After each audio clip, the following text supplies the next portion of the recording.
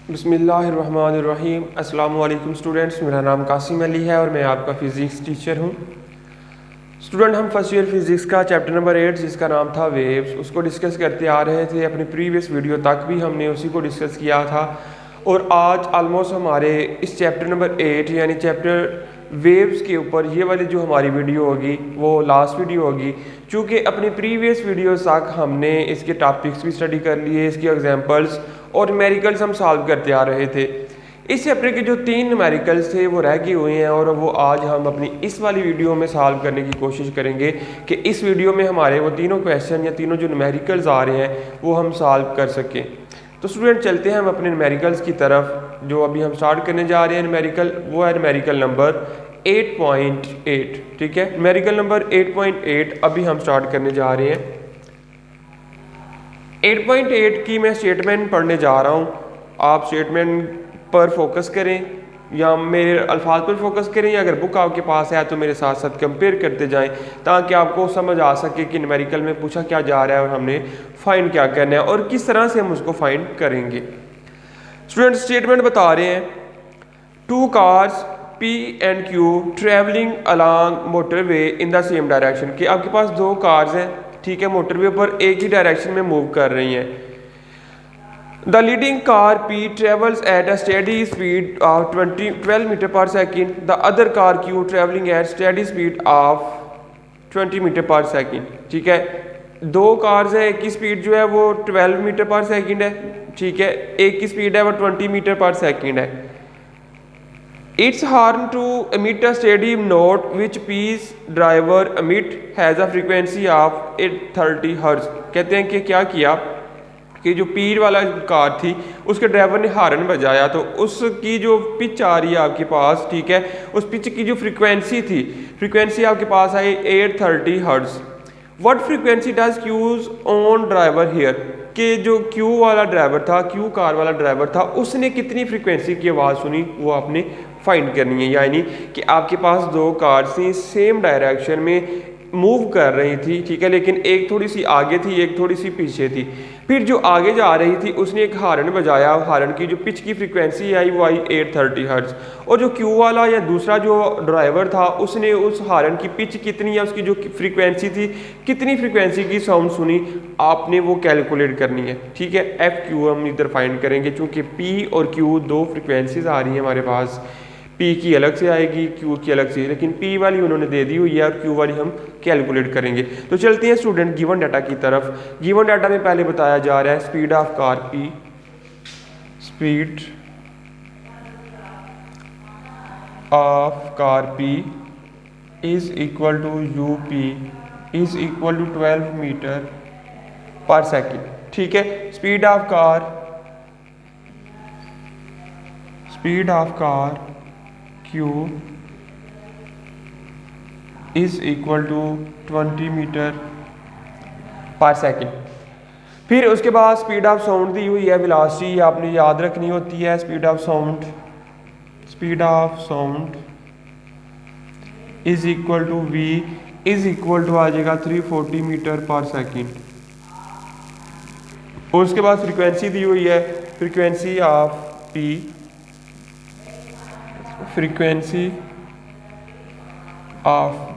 Is equal to FP is equal to 830 hertz.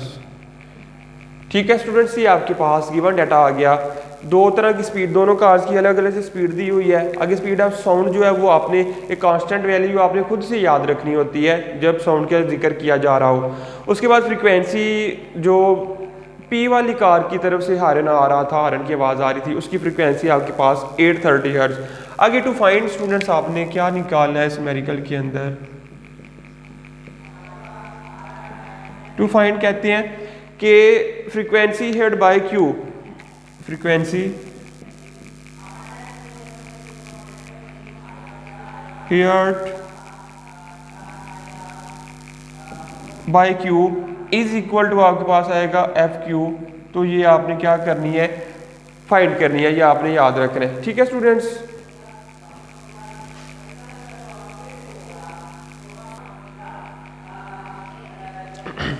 तो student हम frequency की बात कर रहे थे टू फाइंड की, कि टू फाइंड जो हमारे पास आएगा, टू फाइंड आपके पास आएगा frequency heard by Q is equal to f Q, आपने वो फाइंड करनी थी। यानी पी जो कार थी उधर से हॉर्न की आवाज़ आ रही थी, लेकिन जो क्यू कार वाला ड्राइवर था उसने किस फ्रीक्वेंसी की आवाज़ सुनी, आपने वो फाइंड करनी है। आगे कैलकुलेशन की तरफ चले।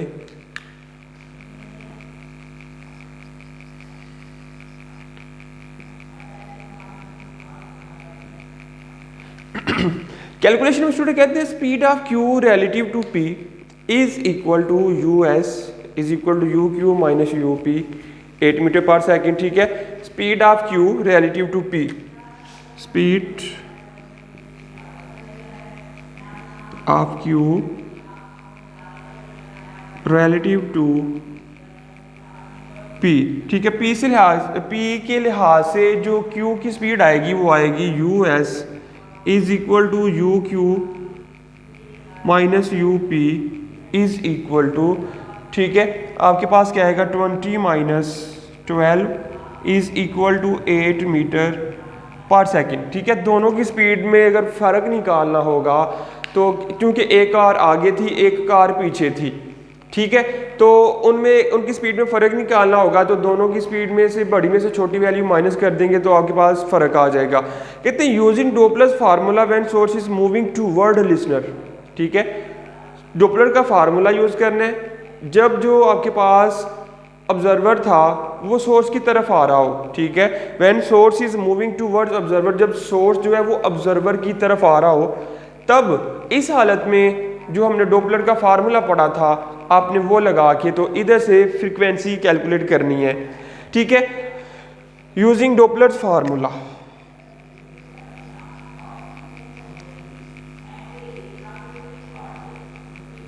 Using Doppler formula when source moving towards observer, जब सोर्स जो था वो ऑब्जर्वर की तरफ मूव कर रहा था, इस हालत में आपने क्या करना है स्टूडेंट, डोपलर का फार्मूला लगा के इस न्यूमेरिकल को आपने सॉल्व करना है। तो वो फार्मूला क्या आपके पास आ रहा था, f prime is equal to, f prime is equal to v over u v minus u s, v minus u s into f. ठीक है, अब स्टूडेंट हमारे पास फ्रीक्वेंसी तो फिर से दो आ रही है। ठीक है, अब ये जो आपके पास एफ प्राइम होगा ये फ्रीक्वेंसी होगी पी एफ पी, और जो एफ सिंपल आपके पास आ रहा है वो फ्रीक्वेंसी होगी एफ क्यू। ये आपने याद रखना है और इसके लिहाज से अपने फार्मूले को ड्राइव करें, फार्मूले को अरेंज करें। F P is equal to v over u minus v minus u s, v minus u s into f आपके पास आ जाएगा क्यू। जी आपके पास अपने डेटा के लिहाज से फार्मूला अरेंज हो गया। अब स्टूडेंट्स आपने क्या करना है, अब इसके अंदर सिंपल आपने वैल्यूज़ को पुट करना है। वैल्यूज़ को पुट करने के बाद आपके पास जो आंसर आएगा that answer will be the answer of frequency heard by the Q's driver. अब अगर वैल्यूज़ को पुट करें तो वैल्यूज़ को पुट करने के बाद स्टूडेंट क्या आएगा आपके पास, एफ पी हमारे पास मौजूद है जो कि इक्वल है 830 hertz, 830 is equal to v की वैल्यू भी मौजूद है 340, 340 डिवाइडेड बाय वी आपके पास है 340। ठीक है, 340 आगे यूएस अभी हमने निकाला। ठीक है, यूएस वो आपके पास आया था 8, तो 340 माइनस 8, अब इनटू साथ आ जाएगा एफ क्यू। ठीक है, अब आपने क्या करना है, एफ क्यू के लिए अगर फार्मूला अरेंज करें, f Q is equal to ये वाली टर्म 340 में से जब आप 8 माइनस करेंगे आंसर आएगा 332, आगे जाके इधर मल्टीप्लाई हो जाएगा 830 मल्टीप्लाई 332 डिवाइडेड बाय 340। ठीक है, अब आपने क्या करना है, जब आप इन दोनों को मल्टीप्लाई करेंगे जो आंसर आएगा उस आंसर को आपने क्या करना है 340 के साथ डिवाइड कर देना है। अब हमने एफ पी से एफ क्यू का फार्मूला ड्राइव किया। मैं एक दफ़ा रिपीट कर देता हूँ बात को कि 340 में से 8 निकालेंगे तो 332 रह गया। ये इधर टर्म डिवाइड हो रही है, इस तरफ आकर मल्टीप्लाई हो जाएगी, ठीक है, क्योंकि एफ क्यू का फार्मूला बनाना है हमने, तो एफ क्यू के साथ ये टर्म डिवाइड हो रही है, इधर आके मल्टीप्लाई, और ये मल्टीप्लाई हो रही थी चूंकि ओवर के ऊपर थी, तो ऊपर होने की वजह से दूसरी तरफ जाके ये ओवर के नीचे चली जाएगी, यानी डिवाइड हो जाएगी ये वैल्यू। अब आपने क्या करना है, ऊपर वाली दोनों को मल्टीप्लाई करें, जो आंसर आएगा नीचे वाली 340 के साथ आपने उसको डिवाइड कर देना है। तो डिवीजन आफ्टर डिवीजन जो आपके पास आंसर आ रहा है वो आ रहा है 810.47 hertz. F Q is equal to 810.47 hertz. Students ये आपके पास आंसर आ रहा है, ठीक है। इस फ्रीक्वेंसी की जो इस साउंड की जो इस फ्रीक्वेंसी की जो साउंड थी वो क्यू वाले ड्राइवर ने सुनी, ठीक है, क्योंकि जो आपके पास फ्रीक्वेंसी आ रही थी एफ पी की, उसकी फ्रीक्वेंसी थी 330, ठीक है, 330 हर्ट्ज की फ्रीक्वेंसी की वो साउंड प्रोड्यूस करवा रहा था। लेकिन जब वो ड्राइवर पी क्यू वाले दूसरी कार वाले यानी क्यू वाले ड्राइवर के कानों तक पहुंची वो आवाज़, तो उसकी जो फ्रीक्वेंसी थी वो रह गई 810, ठीक है। ये 830 से 810 रह गई, यानी थोड़ा सा डिफरेंस आ गया, क्योंकि दोनों एक दूसरे से कुछ फासले पर थे दोनों कार्स, तो कुछ फासले पर होने की वजह से क्या हुआ कि जो फ्रीक्वेंसी थी उसमें चेंज आ गया। चेंज कितना आया, ऑलमोस्ट 20 हर्ट्ज का चेंज आया। तो स्टूडेंट्स ये सिंपल सा न्यूमेरिकल था आपके पास, ठीक है, 8.8, जिसमें आपने निकाली थी फ्रीक्वेंसी, और फ्रीक्वेंसी निकाली आपने यूजिंग डॉपलर्स इफेक्ट। किस केस के लिए, when source moving toward the observer, इस केस के लिए आपने ये वैल्यू निकाल ली। तो चलते हैं अपने नेक्स्ट न्यूमेरिकल की तरफ। ये सिंपल सा न्यूमेरिकल था, कोई टर्निंग पॉइंट नहीं था इसके अंदर। तो नेक्स्ट न्यूमेरिकल में हमें क्या बताया जा रहा है, क्या पूछा जा रहा है, उसको अब डिस्कस करते हैं।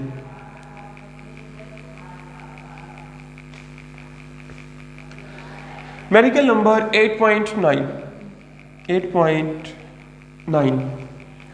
कहते हैं, क्योंकि ये एक लॉन्ग स्टेटमेंट है तो स्टडी कर लेते हैं हम इसको भी। कहते हैं a train sound its horn before it sets off from the station and an observer waiting on the platform estimate its frequency at 1200 hertz, ठीक है। कहते हैं कि एक ट्रेन थी, प्लेटफॉर्म से चलने से पहले उसने क्या किया, विसल बजाई, ठीक है, हॉर्न बजाया। तो प्लेटफॉर्म पर एक ऑब्जर्वर मौजूद था, उसने क्या किया कि जो फ्रीक्वेंसी उसके पास आई, उसके पास जो जिस फ्रीक्वेंसी की उसे साउंड सुनाई दी, उस फ्रीक्वेंसी को बताया गया है वो है 1200 हर्ट्ज, यानी 1200 hertz. The train then move off and accelerate steadily, train चलना स्टार्ट कर दिया। 50 seconds after departure, the driver sound the horn again and platform observer estimate the frequency of 1140 hertz. कहते हैं आफ्टर डिपार्चर, यानी train के चलने के 50 second के बाद ड्राइवर ने दोबारा हॉर्न बजाया, तो ऑब्जर्वर वहीं प्लेटफार्म पर मौजूद था। उसको जो फ्रीक्वेंसी सुनाई दी, वो फ्रीक्वेंसी साउंड की फ्रीक्वेंसी थी वो आपके पास 1140 हर्ट्ज, यानी ट्रेन थोड़ा सा दूर चली गई, तो दूर चली जाने के बाद जो फ्रीक्वेंसी की वैल्यू थी वो कम हो गई। Calculate the train speed 50 second after departure, ठीक है, कि डिपार्चर के 50 सेकंड बाद जो आपके पास ट्रेन की स्पीड थी वो आपने मालूम करनी है। How fair from this station is the train after 50 second, के 50 सेकंड के बाद ट्रेन स्टेशन से कितने फासले पर थी वो भी फाइंड करना है, यानी ट्रेन किस स्पीड के साथ मूव की करके जा रही थी वो स्पीड मालूम करनी है। उसके बाद ट्रेन जो है वो प्लेटफॉर्म या स्टेशन से कितने फासले पर थी आपने वो फासला यानी डिस्टेंस भी कैलकुलेट करना है। दो चीज़ें इसमें आप कैलकुलेट करेंगे, एक number 1 speed of train, number 2 distance of train from the platform या स्टेशन। अब सबसे पहले तो हम मूव करेंगे स्टूडेंट गिवन डाटा की तरफ। गिवन डाटा में क्या बताया जा रहा है,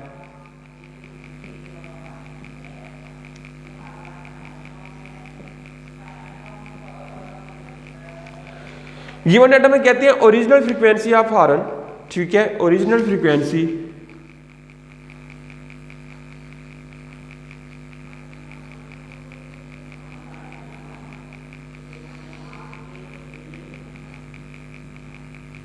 वो आपके पास थी 1200 हर्ट्ज, ठीक है। चेंज इन फ्रीक्वेंसी क्या आएगा आपके पास, अपेरेंट फ्रीक्वेंसी क्या आई,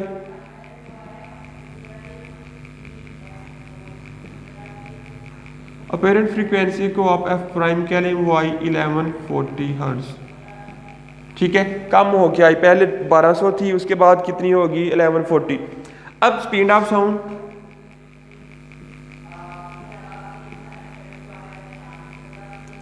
is equal to v is equal to 340 meter per second. उसके बाद टाइम दिया हुआ है is equal to t is equal to 50 second. ये आपके पास गिवन डाटा था। गिवन डाटा में क्या क्या आ रहा है, एक तो ओरिजिनल फ्रीक्वेंसी, एक अपेरेंट फ्रीक्वेंसी। यानी ओरिजिनल फ्रीक्वेंसी जो हॉर्न की थी वो तो 1200 ही थी, लेकिन ऑब्जर्वर को सुनने में जो फ्रीक्वेंसी लग रही थी वो आई 1140 हर्ट्ज अपेरेंट, जो बाहर नज़र आ रही थी। उसके बाद आपके पास गिवन है स्पीड टाइम जो स्टेटमेंट में मौजूद है वैल्यूज़। तीसरी जो वैल्यू है वो आपके पास टाइम है वो है 50 सेकेंड। और फोर्थ वाली वैल्यू आपने स्टूडेंट्स फिर से ज़बानी याद रखनी है, चूँकि स्पीड साउंड की बात हो रही है। तो मैंने पिछले न्यूमेरिकल में भी आपको बताया कि जब साउंड की बात होगी तो स्पीड ऑफ साउंड आपने एक कांस्टेंट वैल्यू आपने ज़बानी तौर पर खुद से याद रखनी है, अगर न्यूमेरिकल में ना भी दी जाए तो आपने याद रखनी होती है। ठीक है, अब कहते हैं टू फाइंड क्या आएगा आपके पास, कि आप क्या मालूम करने जा रहे हैं इस न्यूमेरिकल में। To find speed of source, ठीक है, स्पीड ऑफ ट्रेन,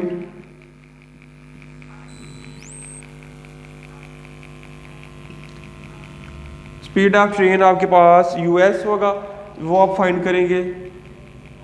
यानी स्पीड ऑफ सोर्स भी आप कह सकते हैं डिस्टेंस ऑफ ट्रेन।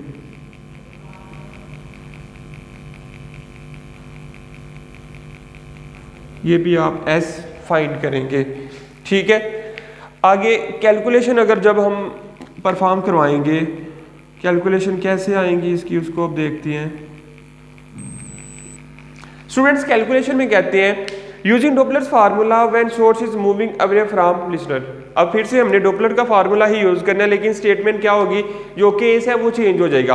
अब जो आपके पास सोर्स है वो ऑब्जर्वर से दूर जा रहा है, ठीक है, तो हम वो वाला फार्मूला यूज करेंगे, using Doppler's formula when source moving away from the source. ठीक है, यूजिंग डॉपलर्स फार्मूला, ठीक है, when source moving away from the source. उसके लिए जो फार्मूला आपके पास आ रहा था स्टूडेंट, वो फार्मूला था f prime is equal to v over v plus u into f. ठीक है, सिर्फ थोड़ा सा चेंज है कि जब आपके पास सोर्स जो है वो ऑब्जर्वर की तरफ आ रहा हो तो ये वाली जो इधर प्लस की जगह क्या आ जाता है, आपके पास माइनस आ जाता है। बाकी सारी वैल्यूज सेम रहती हैं, कोई भी फर्क नहीं आता।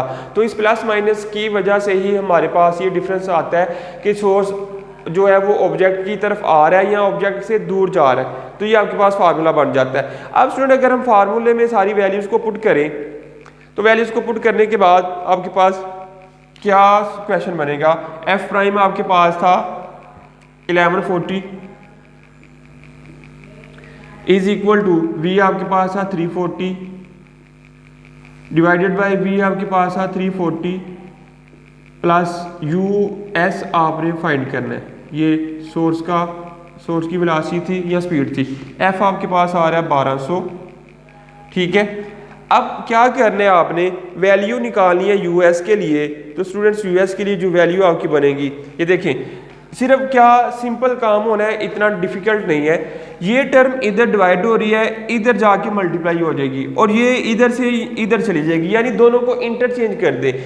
इस वैल्यू की जगह ये आ जाएगी और इस वैल्यू की जगह ये आ जाएगी, तो आपके पास फार्मूला अरेंज हो जाएगा आसानी के साथ। U 340 plus u s is equal to 340, ये दोनों मल्टीप्लाई हो रहे हैं ऊपर वाले, तो उनको मल्टीप्लाई लिख दें। 1200 डिवाइडेड बाय 1140, ये आपके पास फार्मूला बन गया। अब स्टूडेंट्स आपने क्या करना है, करेंगे इधर ये कि जब आप इन दोनों को मल्टीप्लाई करेंगे, यानी 340 मल्टीप्लाई बाय 1200 और डिवाइड कर देंगे 1140 के साथ, तो आपके पास जो आंसर बनेगा स्टूडेंट, वो आपके पास आंसर आएगा, वो आंसर आ रहा है 357.89 357.89 और इधर आपके पास आ रहा था 340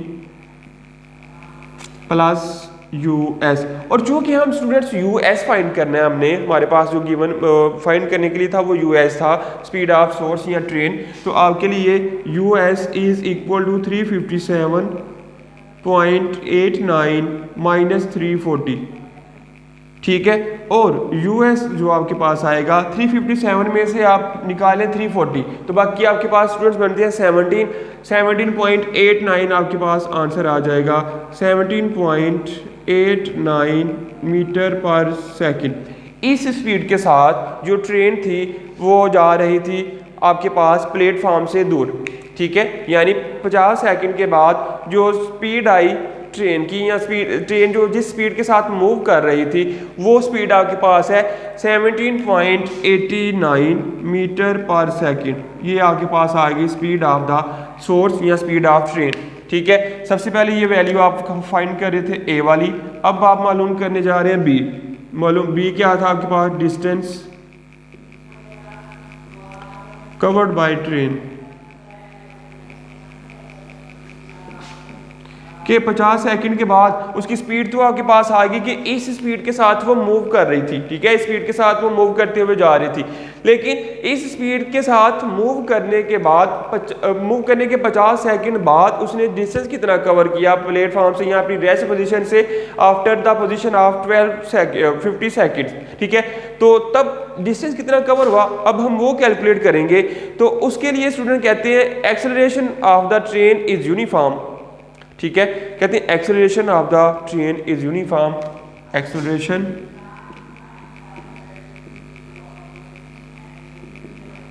acceleration of train is uniform. So आपके पास जो डिस्टेंस आएगा, distance is equal to S is equal to we average into T. Distance is equal to, ठीक है, डिस्टेंस जो आएगा, distance is equal to S is equal to we average into T, यानी S is equal to we T के फार्मूले के जरिए simple हम वैल्यू मालूम करेंगे। लेकिन वी एवरेज इधर थोड़ा सा फर्क आ रहा है, v i plus v f, ठीक है। वी एवरेज आपके पास क्या होगा, अब आपने पहले वी एवरेज निकालना है, उसके बाद वैल्यूज पुट करेंगे फार्मूले में। V average is equal to v f minus v t, ठीक है। डिफरेंस लेना है दोनों का, v f plus v i plus v f, v i plus v f divided by 2। अब वी आई स्टूडेंट पहले की जो स्पीड थी, इनिशियल स्पीड, यानी कि ट्रेन जब चलना स्टार्ट किया ट्रेन ने, तब उसकी जो वेलोसिटी थी, तब वाली वेलोसिटी उसकी आई 0, ठीक है।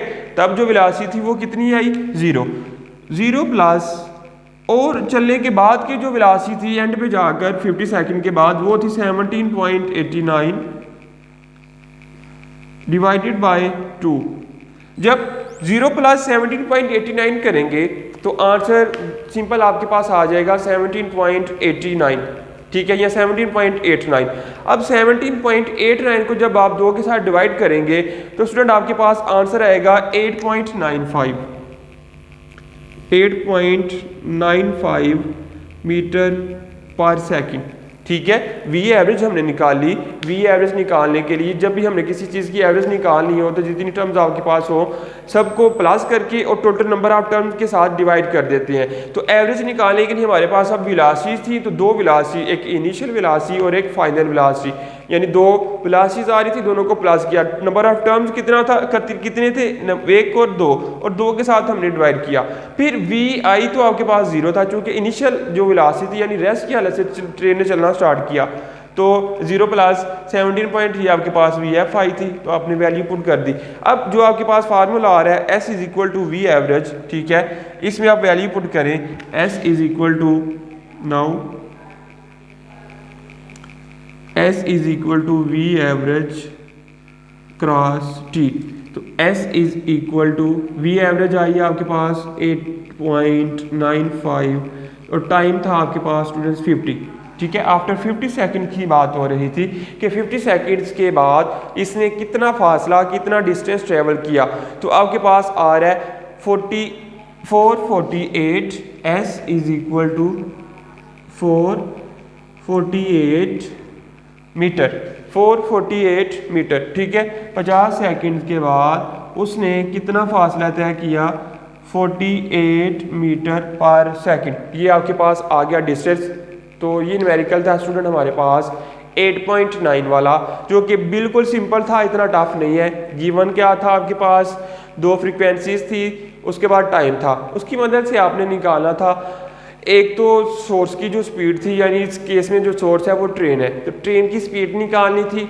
ठीक है, वो निकाल ली हमने। दूसरे नंबर पर आपने फासला यानी डिस्टेंस तय करना, जो तय किया ट्रेन ने वो निकालना था। दोनों हमने डिस्टेंस भी निकाल लिया और उसके बाद आपके पास जो वेलोसिटी थी वो भी आपने कैलकुलेट कर ली। इसके बाद न्यूमेरिकल नंबर 8.8 था हमारे पास। ये दो न्यूमेरिकल बोर्ड्स पे सवाल है और बहुत ही सिंपल न्यूमेरिकल है दोनों। मुझे उम्मीद है कि आपको इनकी सही तरह से समझ लग गई होगी। तो चलते हैं अपने नेक्स्ट न्यूमेरिकल, और इस चैप्टर का जो लास्ट वाला न्यूमेरिकल है उस न्यूमेरिकल की तरफ। उसमें क्या बताया जा रहा है, क्या फाइंड करना है हमने, अब उसको हम देखते हैं। ठीक है स्टूडेंट्स, न्यूमेरिकल नंबर आपके पास आ रहा है 8.10।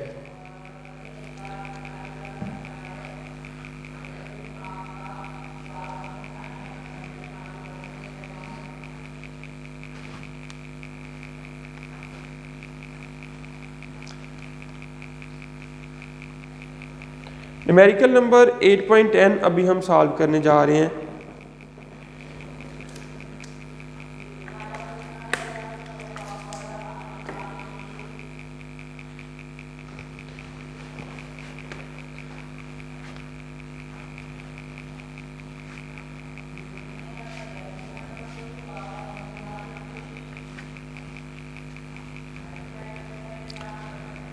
ये पोर्शन भी मैं रेस करने जा रहा हूँ।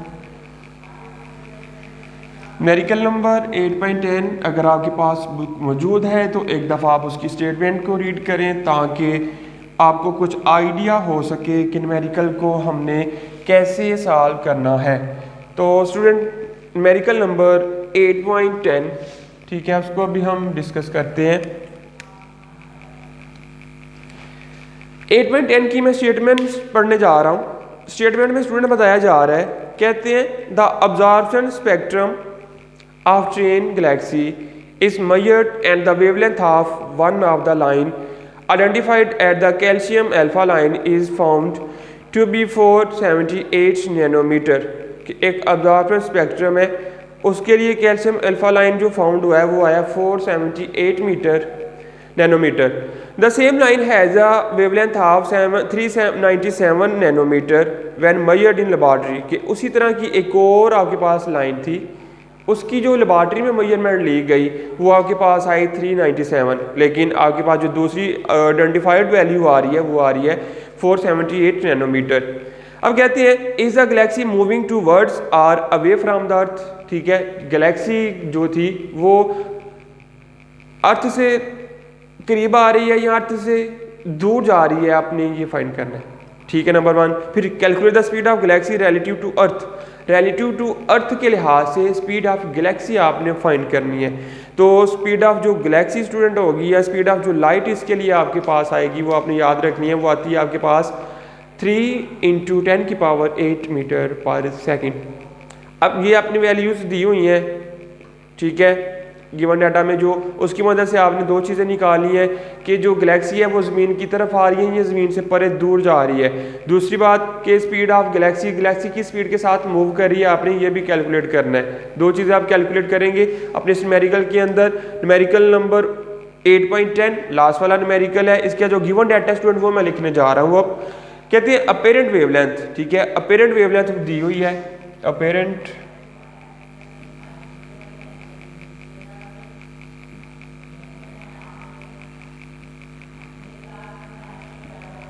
Is equal to lambda prime, वो आपके पास आ रही है 478 नैनोमीटर इज इक्वल टू 478 × 10⁻⁹ साथ आ गया मीटर। यानी नैनोमीटर को उस लेंथ एक तरह की है, ये वेवलेंथ लेंथ ही है। लेंथ को हमने उसके बेस यूनिट यानी मीटर में कन्वर्ट करना है। तो पहले ये दिया हुआ था नैनोमीटर में, तो नैनो वी नो वेल के जो नैनो बराबर होता है वो होता है 10 की पावर -9 के। तो नैनो की जगह हम लिख देंगे 10 की पावर -9 और साथ आ जाएगा मीटर। फिर स्पीड ऑफ लाइट स्टूडेंट आपके पास क्या आ रही है, पहले फिर original length, original wavelength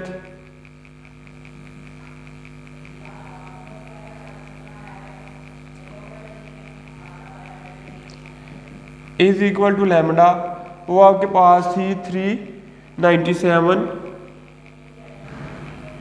nanometre is equal to 397 into 10 की पावर -9 और 7 मीटर। फिर स्पीड ऑफ लाइट दी हुई है कि जो स्पीड ऑफ लाइट अगर आप यूज़ करेंगे न्यूमेरिकल में तो आपने कौन सी यूज़ करनी है, speed of light is equal to 3.8 into 10 की पावर इंटू 3.0 इंटू 10 की पावर 8 मीटर पर सेकंड। ठीक है, ये आपने आपके पास मौजूद है स्पीड ऑफ लाइट, और इसको हम रिप्रेजेंट करते हैं which is equal to c। फिर टू फाइंड स्टूडेंट आपके पास क्या आएगा, गिवन तो हमारे पास सिर्फ यही था। टू फाइंड आपके पास क्या आएगा, टू फाइंड स्टूडेंट कहते हैं कि आपने क्या मालूम करना है, एक तो आपने मालूम करना है जो गैलेक्सी है वो जमीन की तरफ आ रही है, जमीन से दूर जा रहा है। नंबर 1 क्या आपने मालूम करना है, is the galaxy moving towards और away from the earth, is the Galaxy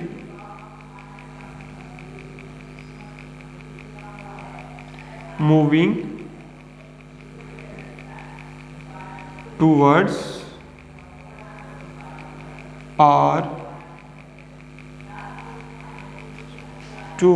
or away from earth। ठीक है, दूसरी बात कि आपके पास जो गैलेक्सी है, speed of galaxy relative to earth. ठीक है, स्पीड ऑफ गैलेक्सी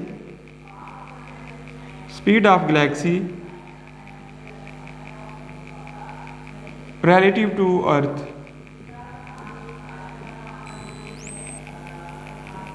गैलेक्सी की जो स्पीड थी यानी US सोर्स था ये आपके पास, तो आपके पास ये जो आएगी वैल्यू US, ये आपने कैलकुलेट करनी है।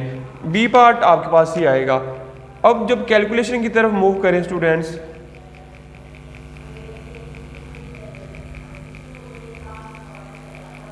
कैलकुलेशन क्या आएंगी, किस तरह हम कैलकुलेशन को परफॉर्म करवाएंगे।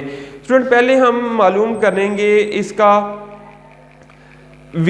कहते हैं अगर आपके पास v है यानी स्पीड ऑफ साउंड वेव्स, वो आपके पास आती है v is equal to f lambda. अब v चूँकि वेलोसिटी थी, लेकिन वेलोसिटी अब जो हमारे पास आ रही है वो वेलोसिटी या स्पीड आ रही है स्पीड ऑफ लाइट, तो हम v की जगह उसको रिप्रेजेंट करेंगे c के साथ। उसके लिए आपने निकालना है c is equal to f lambda. ठीक है, इसकी मदद से आप पहले निकालेंगे फ्रीक्वेंसी। ठीक है, v is equal to f lambda यानी c is equal to f lambda वाले फार्मूले से आप फ्रीक्वेंसी निकालेंगे। फिर अपेरेंट फ्रीक्वेंसी क्या होगी, पहले आप ओरिजिनल फ्रीक्वेंसी निकालेंगे, फिर अपेरेंट के लिए आप अपेरेंट वैल्यू यूज करेंगे, ओरिजिनल के लिए आप ओरिजिनल वैल्यूज यूज करके फ्रीक्वेंसी को कैलकुलेट करेंगे। ठीक है, फिर आपके पास कहते हैं कि अगर जो आपके पास है लैम्डा अपेरेंट वेवलेंथ, ठीक है, ओरिजिनल वेवलेंथ से ज़्यादा हो या अपेरेंट फ्रीक्वेंसी ओरिजिनल फ्रीक्वेंसी से कम हो। ठीक है, बात याद रखनी है, अगर अपेरेंट वेवलेंथ ओरिजिनल वेवलेंथ से ज़्यादा हो, या दूसरी बात कि जो अपेरेंट फ्रीक्वेंसी है ओरिजिनल फ्रीक्वेंसी से कम हो, तो तब आपके पास जो सोर्स होता है, ठीक है, वो ऑब्जेक्ट जो होता है, वो सोर्स जो होता है वो ऑब्जर्वर से दूर जा रहा होता है। ठीक है, ये आपने याद रखनी है बात। तब अब देखते हैं कैसे कैलकुलेशन हम परफॉर्म करवाएंगे। ठीक है, पहले हम निकालेंगे ए पार्ट। ठीक है, उसके लिए हमने क्या करना है, वी नो दैट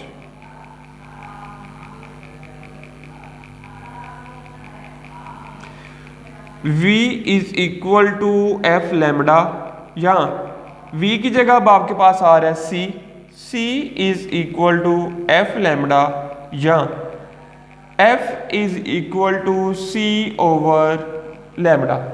यानी अब आपने क्या किया, फ्रीक्वेंसी का फार्मूला ड्राइव किया किसकी मदद से, स्पीड ऑफ साउंड वेव्स वाले फार्मूले की मदद से आपने ये फार्मूला ड्राइव किया फ्रीक्वेंसी के लिए, ठीक है। और इधर आपके पास f फ्रीक्वेंसी है, लैम्डा वेवलेंथ है, c स्पीड ऑफ लाइट है, ठीक है। फॉर ओरिजिनल फ्रीक्वेंसी, अब ओरिजिनल फ्रीक्वेंसी क्या आएगी वो मालूम करनी है आपने। फॉर ओरिजिनल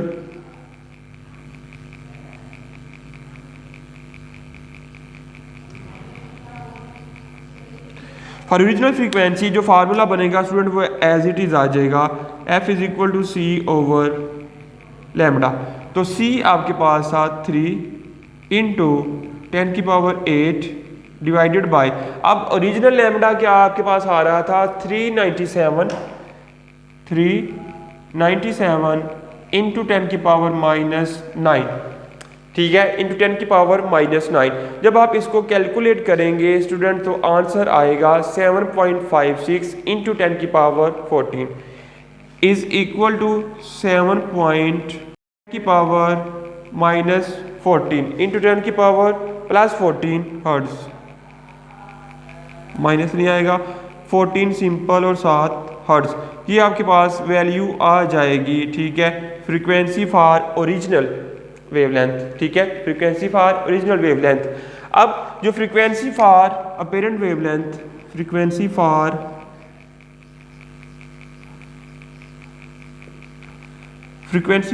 अपीरेंट वेवलेंथ, ठीक है, अपीरेंट फ्रीक्वेंसी लिख लें, वो ज़्यादा सूटेबल, चूंकि ऊपर हमने ओरिजिनल फ्रीक्वेंसी लिखा है, ठीक है। आपके पास क्या आएगा, फॉर अपीरेंट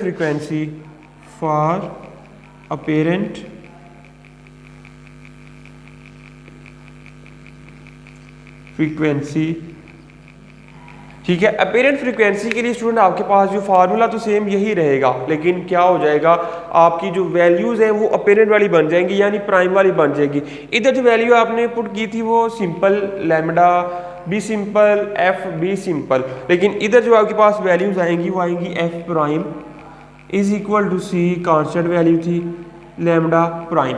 तो अब जब आप वैल्यूज को पुट करेंगे 3 इंटू 10 की power 8 divided bye apparent wavelength आपके पास आ रही थी 478 इंटू 10 की पावर -9, 478 इंटू 10 की पावर -9।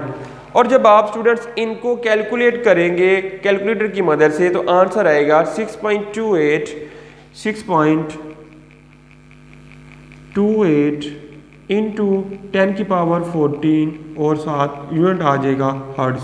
तो ये आपके पास वैल्यू आ गई, किसकी वैल्यू, दोनों वैल्यूज आ गई, फॉर ओरिजिनल फ्रीक्वेंसी की वैल्यू भी आ गई और अपीरेंट फ्रीक्वेंसी की जो वैल्यू थी स्टूडेंट्स वो भी आपके पास आ गई, दोनों वैल्यूज आ गई। और जब चूंकि हमने कहा था कि अगर आपने ये मालूम करना है कि जो आपके पास सोर्स है वो ऑब्जर्वर से दूर जा रहा है या नज़दीक आ रहा है, तो उसके लिए आपने दो बातें याद रखनी है, मैं लिख भी देता हूं। कहते हैं if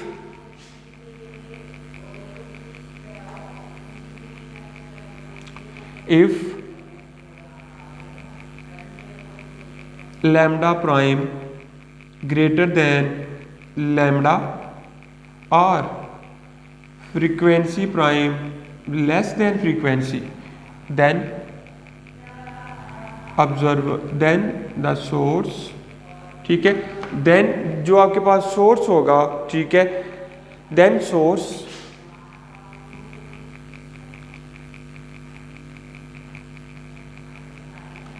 is moving away from observer, ठीक है। जब आपके पास जो सोर्स होगा तो जब आपके पास लैम्डा प्राइम यानी अपीरेंट वेवलेंथ ओरिजिनल वेवलेंथ से ज़्यादा हो या अपेरेंट फ्रीक्वेंसी ओरिजिनल फ्रीक्वेंसी से कम हो तो अपने केस देखें, अपेरेंट वेवलेंथ आपके पास ये थी 478 और ओरिजिनल की वैल्यू करें तो वो थी 397, यानी ये वाली अपेरेंट वाली ज़्यादा है और ओरिजिनल वाली कम है। दूसरी बात फ्रीक्वेंसी पे गौर करें तो फ्रीक्वेंसी आपकी जो ओरिजिनल फ्रीक्वेंसी थी वो आपके पास 7 आ रही है, जो अपेरेंट फ्रीक्वेंसी थी वो 6 आ रही है, यानी अपेरेंट वो वैल्यू वो कम है, apparent value is less than original value, ठीक है, फ्रीक्वेंसी के लिए। तो तब आपके पास जो सोर्स होता है वो ऑब्जर्वर से दूर जा रहा होता है। So we can say that galaxy is moving away from the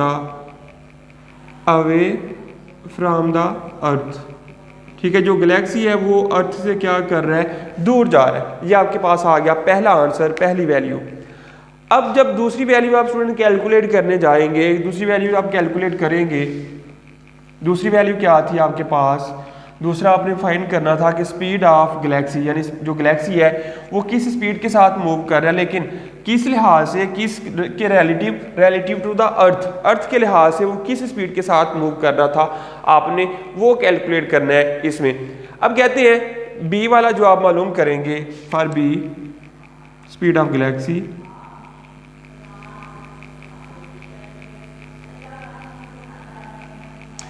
इसके लिए स्टूडेंट आपने फार्मूला यूज करना है using Doppler effect when source moving away from observer. तो अभी हमने कहा था कि जो सोर्स है वो ऑब्जर्वर से परे जा रहा है, दूर जा रहा है, तो इसी के लिए हमने फार्मूला लगा लेना डॉपलर इफेक्ट वाला। तो वो आपके पास फार्मूला आएगा f prime is equal to v over v plus u into f. तो सिंपल आपने वैल्यूज पुट करनी है। एफ प्राइम आपके पास आया था 6.28 is equal to 340 divided by 340 plus u s, multiply आपने कर देना है। एफ आपके पास आया था 7.56 इंटू 10 की पावर 14, ये वैल्यू इसके साथ भी 10 की पावर 14 था, ठीक है। ये आपने सारी वैल्यूज़ को पुट कर देना है। अब पुट करने के बाद जो आपके पास वैल्यूज़ आएंगी स्टूडेंट्स, वो वैल्यूज़ आपने क्या करनी है, ये वाली वैल्यू इधर ला के मल्टीप्लाई कर दें और इन दोनों को आपस में मल्टीप्लाई कर दें। उसके बाद यू की जो वैल्यू आपके पास आएगी आपने उसको कैलकुलेट कर लेना है, तो आंसर आपके पास आ जाएगा ये वाला जो आप रखेंगे। अब स्टूडेंट क्या होगा, ये वाली वैल्यू आप इधर मल्टीप्लाई कर दें लाकर, क्या होगा 6.28 इंटू 10 की पावर 14 मल्टीप्लाई बाय 340, साथ आ जाएगा u s is equal to 340 multiply by 7.56 into 10 की पावर 14। ये आपके पास वैल्यू आ गई इधर। अब आपने स्टूडेंट्स क्या करना है कि जो ये वैल्यू थी आपने इन दोनों को, इसको इन दोनों के साथ सेपरेटली मल्टीप्लाई कर देना है, तो आपके पास क्या आएगा, क्या वैल्यू आएगी आपने वो देख लेना है। अब देखें अगर 10 की पावर 14 इधर भी था, 10 की पावर 14 इधर भी था, तो अगर हम उधर ही इसको ख़त्म कर दें तो आपके पास ये 10 की पावर 14 इधर ही ख़त्म हो जाएगा, ठीक है। तो इधर आपके पास आ जाएगा 6.28 सिंपल। अब 6.28 को मल्टीप्लाई करें, 6.28 multiply by 340 plus 6.28 into u s is equal to 340 multiply by आप करेंगे जब 3 इंटू 10 की पावर 8, अब सॉरी ये जो स्पीड आ रही थी वो आ रही थी 3 इंटू 10 की पावर 8, सॉरी मैं फार्मूला गलत पुट कर गया हूँ इधर से, ये वैल्यू दोबारा पुट करनी पड़ेगी।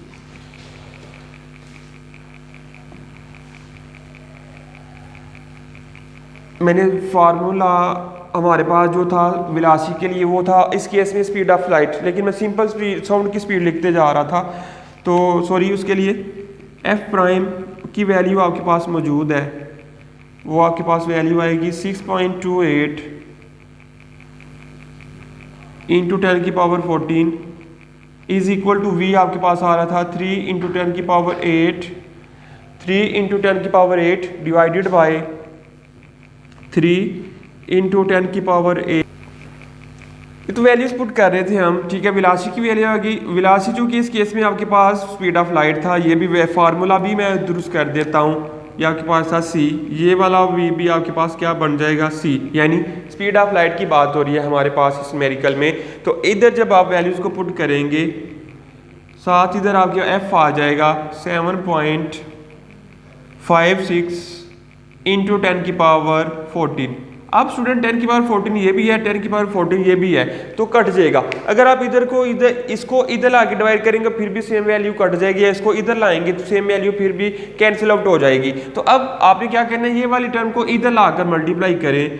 6.28 इंटू 3 इंटू 10 की पावर 8, साथ आपके पास आ रहा था ये प्लस था, plus u s is equal to 3 into 10 की पावर 8 मल्टीप्लाई बाई 7.56। अब जब आप इसको अंदर मल्टीप्लाई करेंगे दोनों टर्म्स के साथ तो आ जाएगा 6.28 मल्टीप्लाई 3 इंटू 10 की पावर 8 प्लस 6.28 साथ आ जाएगा यूएस इज इक्वल टू। जब आपके पास ये दोनों टर्म्स आ रही हैं, ठीक है, आपने इसको फिलहाल एज इट इज लिख लिया 3 इंटू 10 की पावर 8 मल्टीप्लाई बाई 7.56, ठीक है। अब स्टूडेंट आपने क्या करना है कि जो ये वाली वैल्यू है आपने यूएस तो फाइंड करना है, ठीक है। यूएस आप क्या करेंगे, फाइंड करेंगे। लेकिन जब आप इन दोनों वैल्यूज को मल्टीप्लाई करेंगे, ठीक है, इसको 3.28 मल्टीप्लाई 3 इंटू 10 की पावर 8, जब आप इनको मल्टीप्लाई करेंगे तो आंसर आ जाएगा 2.268 इंटू 10 की पावर आपके पास आएगा 8, 10 की power 8 is equal to 6 plus 6.28 साथ यूएस इज इक्वल टू, जब आप इन दोनों को मल्टीप्लाई करेंगे स्टूडेंट्स तो आंसर आएगा 18.84 इंटू 10 की पावर 8, ठीक है। 18.84 इंटू 10 की पावर 8 आपके पास आएगा। तो जब आपने ये यूएस फाइंड करना है, ये वैल्यू इधर रहेगी, इसके साथ ये वैल्यू प्लस हो रही है, दूसरी तरफ जाकर माइनस, यानी 6.28 u s is equal to 18.84 into 10 की पावर 8 माइनस 2.268 इंटू 10 की पावर 8। तो जब आप इन दोनों को माइनस करेंगे, सब्ट्रैक्ट करेंगे, तो सब्ट्रैक्ट करने के बाद जो आंसर आएगा स्टूडेंट्स वो 22.68 आ रहा है, 22.68।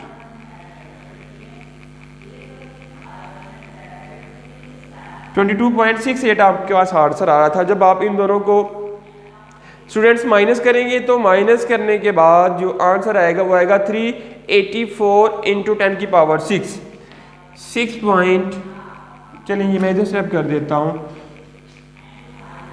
6.28 साथ आ गया u s is equal to 384 into 10 की पावर 6, 384 इंटू 10 की पावर आपके पास आ रहा है 6। तो यूएस आपने फाइंड करना था, US is equal to 384 into 10 की पावर 6 डिवाइडेड बाय 6.28, ठीक है। ये आपके पास फार्मूला लास्ट पे जाके बना है, किसके लिए, स्पीड ऑफ सोर्स, यानी सोर्स की, या अब इस केस में आपके पास सोर्स गैलेक्सी था, गैलेक्सी की जो स्पीड थी उसका फार्मूला बन गया। तो जब आप इन दोनों वैल्यूज को स्टूडेंट्स डिवाइड करेंगे तो डिवीजन के बाद आपके पास आंसर आ रहा है 6.12 इंटू 10 की power 7, US is equal to 6.12 into 10 की पावर 7 मीटर पर सेकंड। ये आपके पास आंसर आ जाएगा, या ये आपके पास स्टूडेंट्स आंसर आ गया, किसके लिए आंसर आ गया आपका स्पीड ऑफ सोर्स यानी स्पीड ऑफ गैलेक्सी का ये आपके पास आंसर आ गया। तो स्टूडेंट ये था आपके पास न्यूमेरिकल 8.10 और जो कि चैप्टर नंबर 8 का आपके पास ये वाला लास्ट न्यूमेरिकल था और ये वाली जो हमारी वीडियो थी चैप्टर नंबर 8 की लास्ट वीडियो थी। ठीक है स्टूडेंट, आई होप मैं उम्मीद करता हूँ कि आपको ये सारा चैप्टर अगर वीडियोस को आप गौर देखेंगे तो सारे टॉपिक्स की, सारे एग्जांपल्स की और सारे न्यूमेरिकल्स की अच्छी तरह से समझ आ जाएगी। ठीक है, तो स्टूडेंट मुझे अपनी दुआओं में याद रखिएगा। मिलेंगे हम अपनी नेक्स्ट वीडियो में अपने नेक्स्ट चैप्टर के साथ। एक न्यू चैप्टर और एक न्यू टॉपिक हमारे पास होगा। तो तब तक के लिए मुझे इजाज़त दीजिएगा। अल्लाह हाफिज़। वीडियो पसंद आई तो लाइक करें, अपनी राय कमेंट करें। ऐसे ही मजीद वीडियोस के लिए हमारा चैनल सब्सक्राइब करें और बेल का आइकन दबाएं ताकि आपको हर वीडियो का नोटिफिकेशन मिलता रहे।